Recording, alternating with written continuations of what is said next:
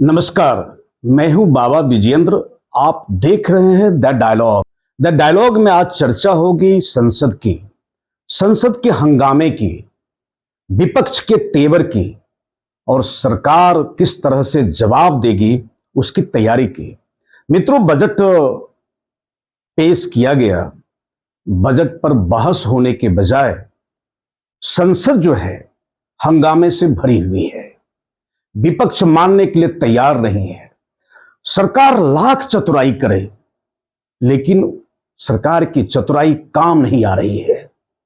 सरकार को यह उम्मीद थी कि अपने सहयोगी मित्रों को हम मदद पहुंचा देंगे। जिस पूर्वोदय की बात नरेंद्र मोदी जी कर रहे हैं, वह पूर्वोदय काम नहीं आ रहा है। जिस टर्मिनोलॉजी को लेकर के मोदी जी आगे बढ़ रहे थे, विपक्ष ने कहा यह संघीय ढांचा के खिलाफ में सरकार की पहल है। केवल बिहार क्यों, केवल उड़ीसा क्यों, उत्तर प्रदेश क्यों नहीं? उत्तर प्रदेश को लेकर के अखिलेश यादव के लगातार बयान को आप देख रहे होंगे।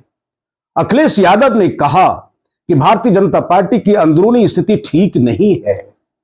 केंद्र से योगी जी ने कुछ मांगा ही नहीं। डबल इंजन की सरकार, लेकिन जो लखनऊ की जो इंजन है वह इंजन बैठ गई है, इंजन काम नहीं कर रही है और इन्होंने कुछ मांगा ही नहीं। और उत्तर प्रदेश की जनता और उत्तर प्रदेश के साथ जो नाइंसाफी हुई है, समाजवादी पार्टी इसे बर्दाश्त नहीं करेगी। ये लगातार बयान आप देख रहे होंगे। उन्होंने कहा कि जिस प्रांत ने, जिस सूबे की जनता ने वोट नहीं दिया, दुराग्रही होकर के सरकार उसके खिलाफ में काम कर रही है। क्योंकि उत्तर प्रदेश में पर्याप्त सीटें नहीं मिली, मोदी जी का मंसूबा पूरा नहीं हुआ। लगता है यह सरकार उत्तर प्रदेश की जनता से बदला ले रही है। यह आरोप है समाजवादी पार्टी का।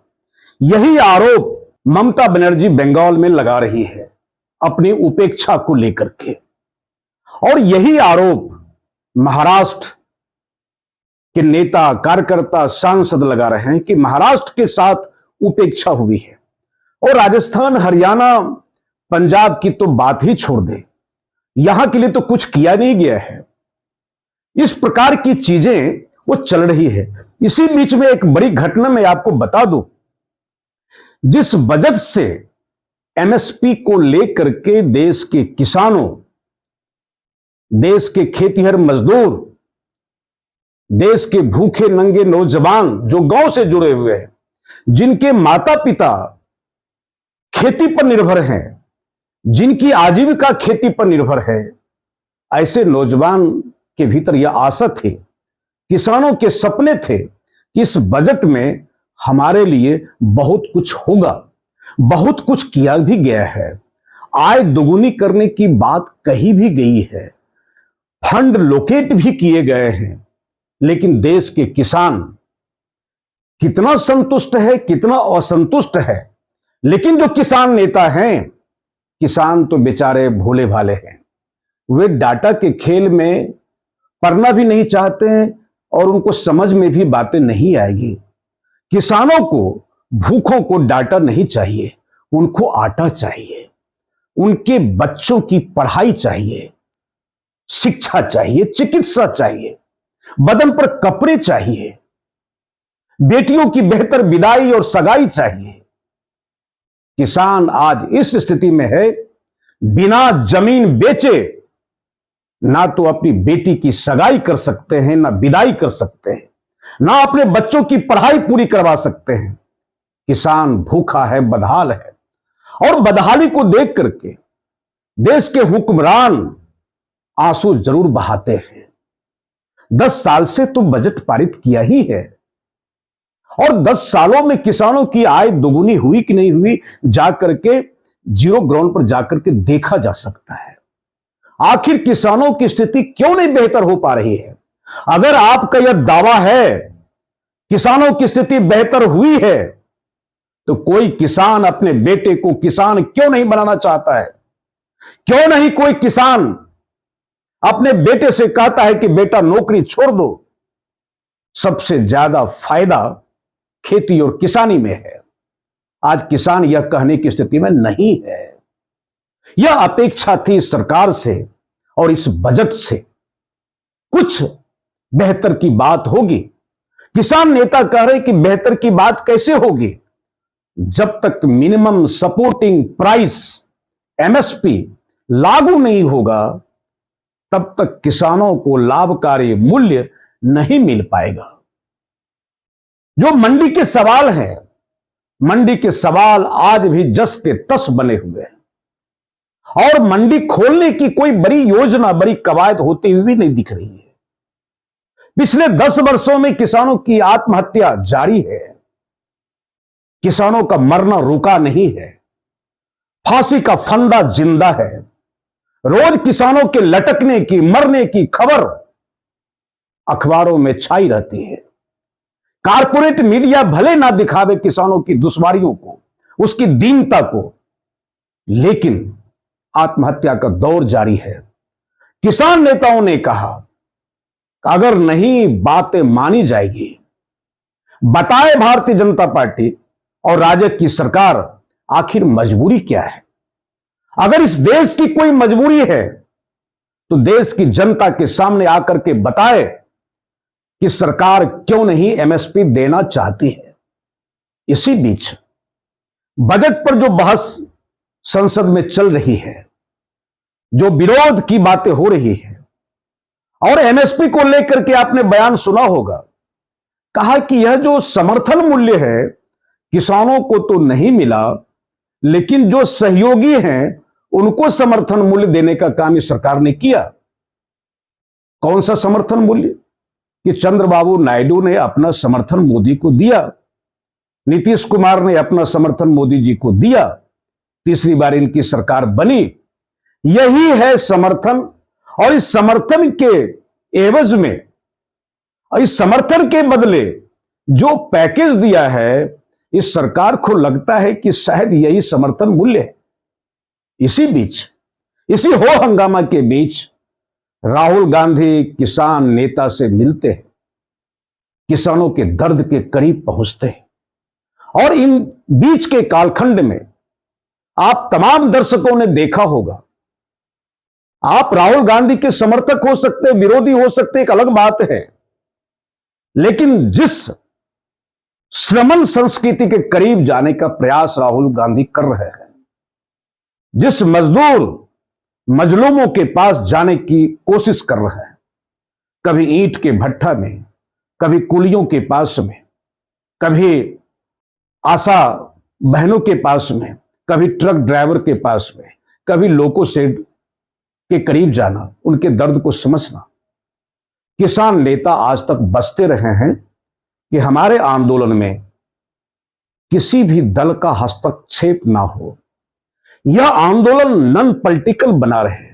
शायद किसान नेता को यह बात समझ में आ गई, इस देश में कुछ भी नॉन पॉलिटिकल नहीं है, जो कुछ है वह राजनीतिक ही है। आपका किचन से लेकर के, सड़क से लेकर के, संबंध और संबोधनों के बीच भी राजनीति है कि किन शब्दों का इस्तेमाल कर रहे हैं, कैसा जीवन जी रहे हैं। जीवन के समस्त क्षेत्र को, जीवन के तमाम क्षेत्र को राजनीति प्रभावित करती है। इसलिए कुछ भी चीजें नॉन पॉलिटिकल नहीं है।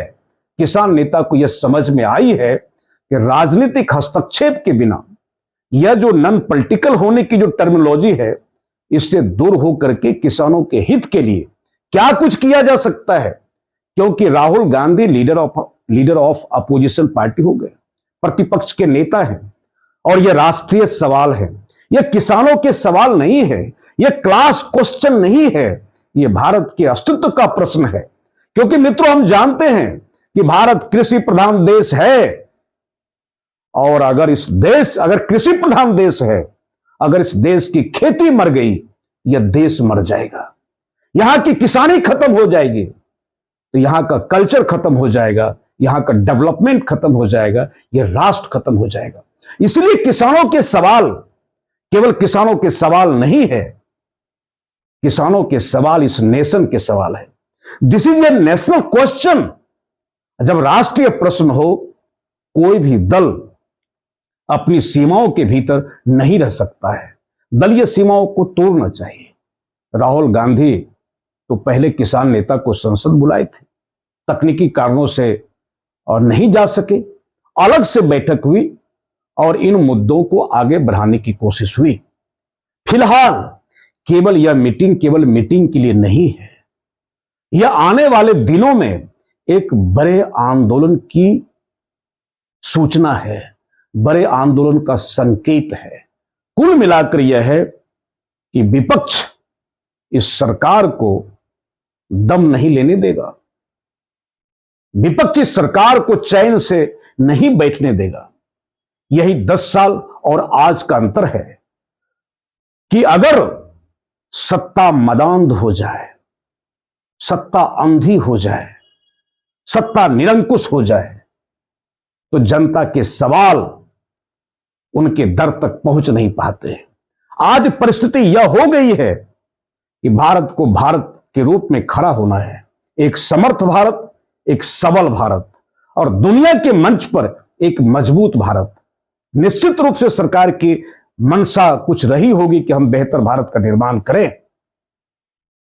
जो सवाल थे, जिन सवालों के बीच में यह चुनाव संपन्न हुए, अग्निवीर के सवाल को लेकर के, एमएसपी के सवाल को लेकर के, सरकार जानती है एमएसपी के सवाल के कारण से ग्रामीण क्षेत्रों की जो सीटें थी, 159 पार्लियामेंट्री सीट जहां भारतीय जनता पार्टी कमजोर हो गई, उसके मूल में किसानों का हस्तक्षेप है। परिस्थिति बहुत ही जटिल है, तमाम चीजें भेग है, डाटा की बाजीगरी है और विपक्ष यह कह रहे हैं कि बिहार के दर्द के साथ हम हैं। लेकिन यह भी क्वेश्चन है, जो विपक्ष बिहार को दिए गए पैकेज पर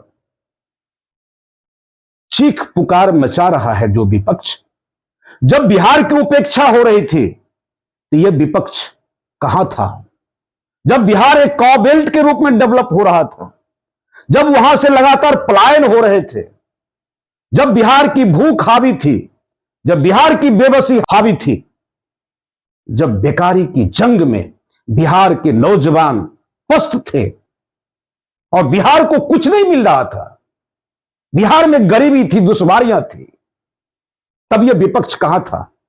आज अगर एक बीमार प्रदेश के लिए केंद्र सरकार ने, चाहे मंशा कुछ भी हो जाए, हम लोग कहते हैं कि बहाना कुछ भी हो, थोड़ा मीठा हो जाए। मामला ठीक है कि बैसाखी पर यह सरकार है, इस बहाने ही अगर कोई बीमार क्षेत्र का, बीमारू प्रदेश का कुछ भला हो रहा है तो विपक्ष को सावधानी बरतनी चाहिए। निश्चित रूप से महाराष्ट्र की जनता कच्छ से लेकर के कामरूप तक और कश्मीर से लेकर के कन्याकुमारी तक, भारत का एक एक जन हमारा है, हमारा सहोदर है, हमारा सगा है, सबकी पीड़ा महसूस होना कर्तव्य है। लेकिन मित्रों, कल भी मैंने डिबेट में चर्चा किया था, जब परिवार में कोई बीमार होता है तो बिना रिजर्वेशन मांगे ही उसको रिजर्वेशन मिलता है। अगर 2 किलो दूध परिवार में आता है और कोई बच्चा बीमार है तो सारे लोग दूध खाना छोड़ देते हैं, कहते हैं कि यह बच्चा बीमार है, पहले इसको दूध दो। वहां कोई रिजर्वेशन का संघर्ष नहीं कि उसको क्यों मिला, हमको क्यों नहीं मिला।